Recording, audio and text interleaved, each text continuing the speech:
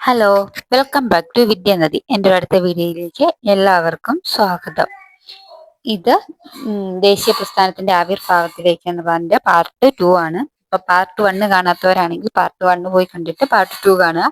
കാരണം ഒരു ചാപ്റ്ററിന്റെ ഇതാണ് 2 പാർട്ടായിട്ടാണ് ഞാൻ ഇടുന്നത്. വലിയൊരു 1 hour വീഡിയോ ആകാതെ ഇരിക്കാൻ വേണ്ടിയിട്ടാണ് ഞാനിങ്ങനെ 2 പാർട്ടായിട്ട് ഇടുന്നത്.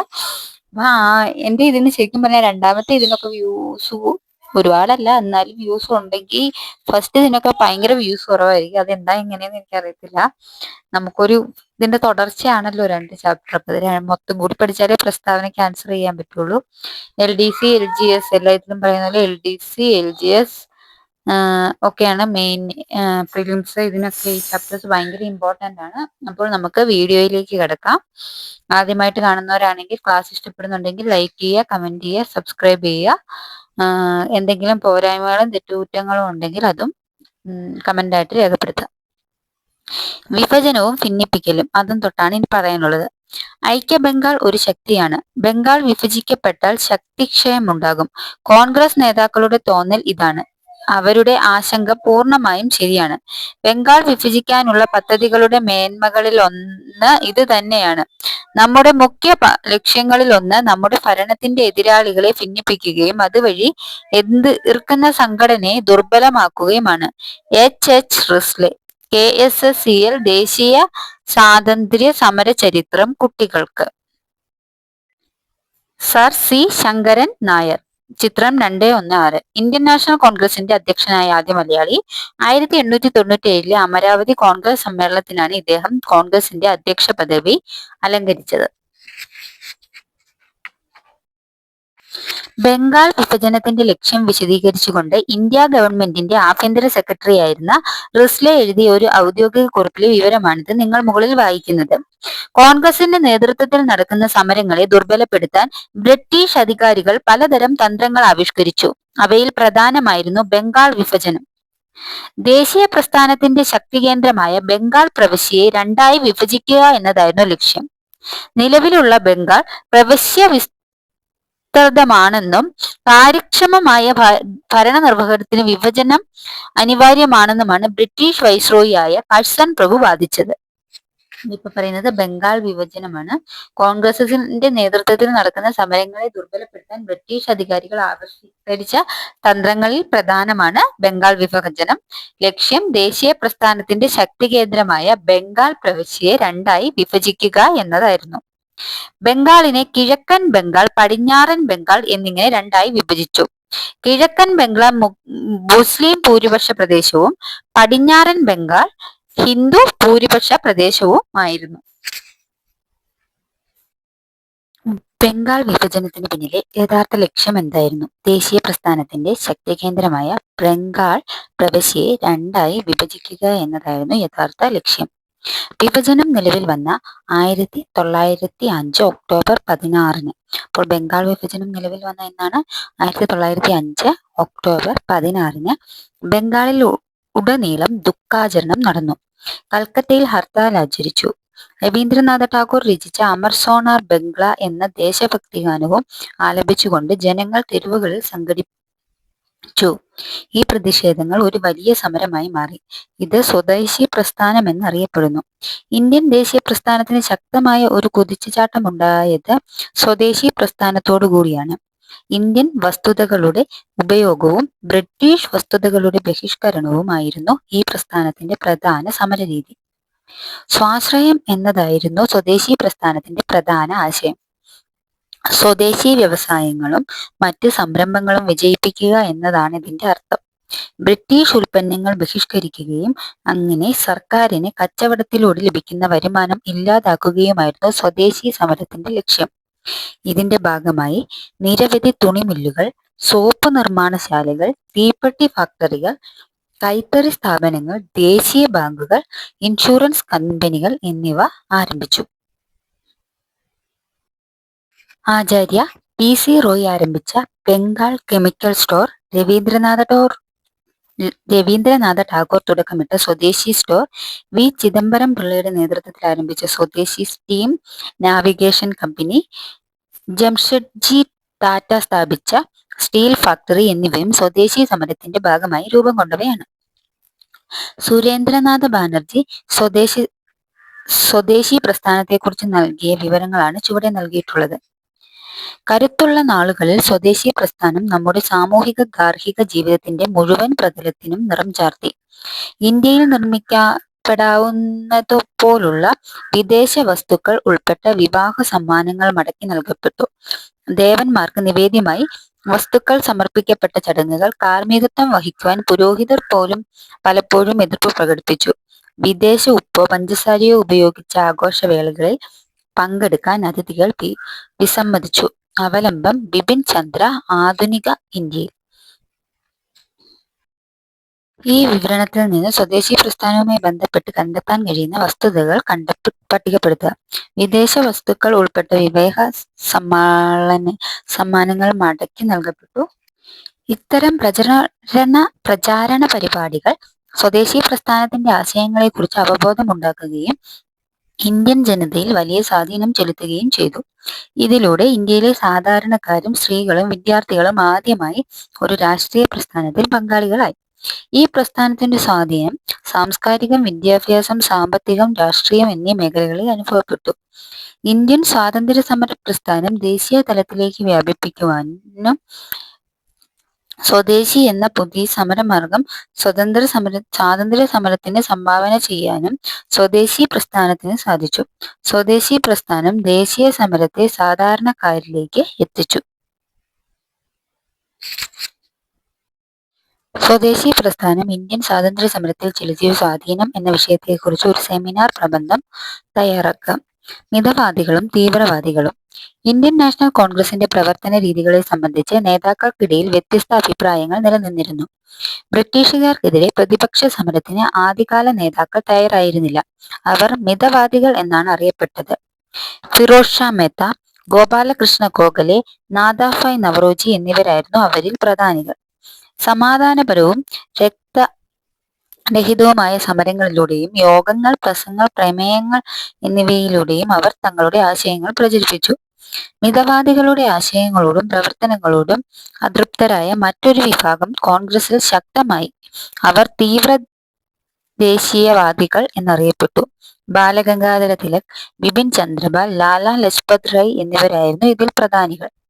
ഇവരുടെ പ്രവർത്തന രീതികൾ മിതവാദികളുടേതിൽ നിന്നും തികച്ചും വിഭിന്നമായിരുന്നു. സ്വദേശി ബഹിഷ്കരണം തുടങ്ങിയ വിപ്ലവകരമായ പ്രവർത്തന രീതികൾ സ്വീകരിച്ച ഇവർ ശക്തമായ പ്രതിപക്ഷ സമരത്തിലൂടെ മാത്രമേ സ്വാതന്ത്ര്യം നേടാൻ കഴിയൂ എന്ന് വാദിച്ചു. മിതവാദികളും തീവ്രവാദികളുടെയും അഭിപ്രായ ഭിന്നതകൾ 1907 സൂററ്റിലെ കോൺഗ്രസ് സമ്മേളനത്തിൽ വെച്ച് രൂക്ഷമായി. സമ്മേളനം തുടർന്നുകൊണ്ടു പോവുക പോലും അസാധ്യമായി. ഈ സംഭവ വികാസങ്ങൾ കോൺഗ്രസിനെ പിളർപ്പിലേക്ക് നയിച്ചു. സ്വദേശി സമിതികൾ. സ്വദേശി പ്രസ്ഥാനത്തിന്റെ സന്ദേശം പ്രചരിപ്പിക്കാനും ജനങ്ങളെ സംഘടിപ്പിക്കാനുമായി പ്രവർത്തിച്ചിരുന്ന സന്നദ്ധ സംഘടനകളാണ് സ്വദേശി സമിതികൾ. അശ്വിനി കുമാർ ദത്ത് രൂപീകരിച്ച സ്വദേശി ബാഡപ് സമിതി ഇതിൽ പ്രധാനപ്പെട്ടതായിരുന്നു. സന്നദ്ധ ഭടന്മാർക്ക് കായിക പരിശീലനം നൽകുക, പകർച്ചവ്യാധിയും മറ്റും മൂലം ദുരിതമനുഭവിക്കുന്നവരെ സഹായിക്കുക, സ്വദേശി വിദ്യാലയങ്ങൾ സ്ഥാപിക്കുക എന്നിവയായിരുന്നു പ്രധാന ലക്ഷ്യങ്ങൾ. കായിക പരിശീലനം നൽകുക, അതിപ്പോ പറഞ്ഞതാണല്ലോ, മിതവാദികളുടെയും തീവ്രവാദികളുടെയും അഭിപ്രായ ഭിന്നതകൾ 1907 സൂററ്റിലെ കോൺഗ്രസ് സമ്മേളനത്തിൽ വെച്ച് രൂക്ഷമായി. സമ്മേളനം തുടർന്നു കൊണ്ടുപോവുക പോലും അസാധ്യമായി. ഈ സംഭവ വികാസങ്ങൾ കോൺഗ്രസിനെ പിളർപ്പിലേക്ക് നയിച്ചു. കോൺഗ്രസിലുണ്ടായ പിളർപ്പ് ബ്രിട്ടീഷുകാർ വളരെ സമർത്ഥമായി മുതലെടുത്തു. ഭിന്നിപ്പിച്ച് ഭരിക്കുക എന്ന നയം കൂടുതൽ ആഴത്തിൽ പ്രാവർത്തികമാകുന്നത് ഇതിലൂടെ ബ്രിട്ടീഷുകാർക്ക് സാധിച്ചു. ബ്രിട്ടീഷുകാർ തീവ്ര ദേശീയവാദികൾക്കെതിരെ കർശന നടപടികൾ ആരംഭിച്ചു. നേതാക്കളെ അറസ്റ്റ് ചെയ്തു, ജയിലിലടച്ചു. ബാലഗംഗാധര തിലക് ഉൾപ്പെടെ പലരെയും നാടുകടത്തി. പല നേതാക്കളും രാഷ്ട്രീയം ഉപേക്ഷിച്ചു. ജനരോഷം തണുപ്പിക്കുന്നതിനും കോൺഗ്രസിലെ മിതവാദികളെ സ്വാധീനിക്കുന്നതിനും വേണ്ടി ചില ഭരണ പരിഷ്കാരങ്ങൾ ബ്രിട്ടീഷുകാർ നടപ്പിലാക്കി. 1909 നടപ്പിലാക്കിയ മിന്റോ മോർലി പരിഷ്കാരങ്ങൾ ഇത്തരത്തിലുള്ളതായിരുന്നു. ഈ പരിഷ്കാരത്തിലെ പ്രധാന വ്യവസ്ഥകളാണ് മുസ്ലിമുകൾക്ക് പ്രത്യേക നിയോജക മണ്ഡലം ഏർപ്പെടുത്തുക, നിയമനിർമ്മാണ സഭകളുടെ പ്രവർത്തനങ്ങളും അധികാരങ്ങളും വിപുലപ്പെടുത്തുക തുടങ്ങിയവ. ലക്ഷ്യം എന്തായിരുന്നു? മുസ്ലിങ്ങൾക്ക് പ്രധാന നിയോജക മണ്ഡലം ഏർപ്പെടുത്തുക, നിയമനിർമ്മാണ സഭകളുടെ പ്രവർത്തനങ്ങളും അധികാരങ്ങളും വിപുലപ്പെടുത്തുക തുടങ്ങിയവ. സർവേന്ത്യ മുസ്ലിം ലീഗിന്റെ രൂപീകരണം. അഗഖാന്റെ നേതൃത്വത്തിൽ ഒരു മുസ്ലിം പ്രതിനിധി സംഘം നിലയിൽ വെച്ച് മിന്റോ പ്രഭുവിനെ കാണുകയും ചില ആവശ്യങ്ങൾ മുന്നോട്ട് വയ്ക്കുകയും ചെയ്തു. സർക്കാരിന്റെ എല്ലാ തലത്തിലും തങ്ങളുടെ സമുദായത്തിന് പ്രത്യേക പ്രാതിനിധ്യം നൽകണമെന്നും മുസ്ലിങ്ങൾക്ക് പ്രത്യേക നിയോജക മണ്ഡലങ്ങൾ വേണമെന്നും അവർ ആവശ്യപ്പെട്ടു. ഈ ആവശ്യങ്ങളോടുള്ള വൈസ്രോയിയുടെ പ്രതികരണം തികച്ചും അനുകൂലമായിരുന്നു. ഇത് മുസ്ലിങ്ങൾക്കായി ഒരു പ്രത്യേക രാഷ്ട്രീയ സംഘടന ആരംഭിക്കാൻ പ്രയോജനമാകുകയും 1906 സർവേന്ത്യ മുസ്ലിം ലീഗ് സ്ഥാപിക്കുകയും ചെയ്തു. ലാലാഭായ് പാൽ സ്വദേശി പ്രസ്ഥാനത്തിന് കൂടുതൽ കരുത്തു പകർന്നുകൊണ്ട് ബ്രിട്ടീഷ് ഭരണം അവസാനിപ്പിക്കേണ്ടതിന്റെ ആവശ്യകത ഊന്നിപ്പറഞ്ഞ തീവ്ര ദേശീയ നേതാക്കളാണ് ലാലാ ലജ്പത് റായ്, ബാലഗംഗാധര തിലക്, ബിപിൻ ചന്ദ്രപാൽ എന്നിവർ. ഇവർ ലാലാഭായ് പാൽ എന്നറിയപ്പെടുന്നു. ഭിന്നിപ്പിക്കുക ഭരിക്കുക എന്ന ബ്രിട്ടീഷ് നയത്തിന് ഉദാഹരണമാണ് ബംഗാൾ വിഭജനവും മിന്റോ മാർലി പരിഷ്കാരവും. ഈ പ്രസ്താവനയോടുള്ള നിങ്ങളുടെ പ്രതികരണം രേഖപ്പെടുത്തുക. അടുത്തതാണ് home rule league.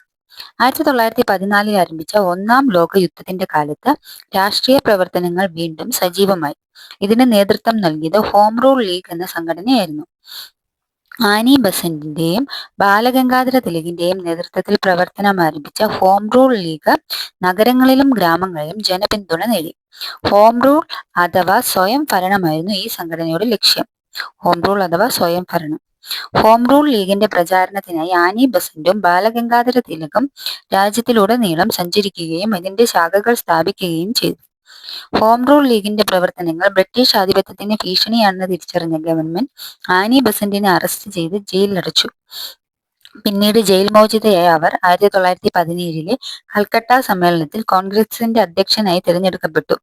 Indian national കോൺഗ്രസിന്റെ അധ്യക്ഷനായ ആദ്യ വനിതയാണ് Annie Besant. Home rule league പ്രചരണ പരിപാടി.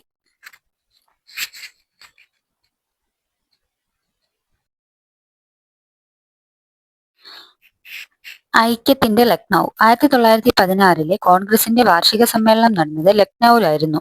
ഈ സമ്മേളനം ചില സുപ്രധാന തീരുമാനങ്ങളാൽ ശ്രദ്ധേയമായിരുന്നു. മിതവാദികളും തീവ്രദേശീയവാദികളും ഐക്യപ്പെടാനും ഇന്ത്യൻ നാഷണൽ കോൺഗ്രസ്, സർവേന്ത്യ മുസ്ലിം ലീഗും ഒരുമിച്ച് പ്രവർത്തിക്കാനും ഈ സമ്മേളനത്തിൽ തീരുമാനിച്ചു. ഇതര വഴികളിലൂടെ. അപ്പൊ ലക്നൗ 1916 കോൺഗ്രസിന്റെ വാർഷിക സമ്മേളനം നടന്നത് മിതവാദികളും തീവ്രദേശീയവാദികളും ഐക്യപ്പെടാനും ഇന്ത്യൻ നാഷണൽ കോൺഗ്രസും സർവേന്ത്യ മുസ്ലിം ലീഗും ഒരുമിച്ച് പ്രവർത്തിക്കാനും തീരുമാനിച്ച സമ്മേളനമായിരുന്നു ലക്നൗ സമ്മേളനം എന്നാണ് 1916. ഇതര വഴികളിലൂടെ. ഇന്ത്യൻ നാഷണൽ കോൺഗ്രസിന്റെ സമര രീതിയിൽ നിന്നും വ്യത്യസ്തമായ ചിലർ രഹസ്യ വിപ്ലവ സംഘടനകൾ രൂപീകരിച്ച് സായുധ സമരത്തിന്റെ മാർഗം അവലംബിച്ചു. പാശ്ചാത്യ സാമ്രാജ്യത്തെ ഹിംസയിൽ മാത്രമേ അമർച്ച ചെയ്യാൻ കഴിയൂ എന്ന് അവർ വിശ്വസിച്ചു. അവയിൽ ചിലതാണ് പട്ടികയിൽ നൽകിയിട്ടുള്ളത്. അനുശീലൻ സമിതി, സ്ഥലം ബംഗാൾ. സച്ചിത്രനാഥ് സന്യാൽ, അരബിന്ദോ ഘോഷ് എന്നിവരാണ് നേതൃത്വം. ഭാരത് മാതാ അസോസിയേഷൻ, മദ്രാസ്, സ്ഥലം നീലകണ്ഠ ബ്രഹ്മചാരി, വാഞ്ചി അയ്യർ, അജിത് സിംഗ്. യുഗാന്തർ പാർട്ടി, സ്ഥലം ബംഗാള്, റാഷ് ബിഹാരി ബോസും ഖുദിറാം ബോസും. Ghadar party, America, Lala Har Dayal. ബ്രിട്ടീഷുകാരുടെ വിവിധ ചൂഷണങ്ങളെയും അതിനെതിരെ ഇന്ത്യൻ ജനത സ്വീകരിച്ച ചെറുത്തുനിൽപ്പുകളുമാണ് ഇന്ത്യൻ ദേശീയതയുടെ വളർച്ചയിലേക്ക് നയിച്ചത്. ഇന്ത്യൻ നാഷണൽ കോൺഗ്രസിന്റെ രൂപീകരണത്തോടെ ബ്രിട്ടീഷുകാർക്കെതിരായ ഇന്ത്യൻ ജനതയുടെ ചെറുത്തുനിൽപ്പുകൾക്ക് ഒരു സംഘടിത രൂപം കൈവന്നു. അക്കാലത്തെ ഏറ്റവും ശക്തമായ ജനകീയ പ്രക്ഷോഭമായിരുന്നു ബംഗാൾ വിഭജനത്തിനെതിരെ നടന്ന സ്വദേശി പ്രസ്ഥാനം. പിൽക്കാലത്ത് ഗാന്ധിജി നേതൃത്വം ഏറ്റെടുത്തോടെ സ്വാതന്ത്ര്യ സമരം കൂടുതൽ ജനകീയവും ശക്തവുമായിരുന്നു. അപ്പൊ ഇത്രയാണ് ദേശീയ പ്രസ്ഥാനത്തിന്റെ ആവിർഭാവത്തിലേക്ക് എന്നുള്ള ചാപ്റ്റർ. അടുത്ത ചാപ്റ്ററുമായിട്ട് കാണാം. അടുത്ത വീഡിയോ ആയിട്ട് ചാപ്റ്റർ അടുത്ത വീഡിയോയിൽ ഇടാം.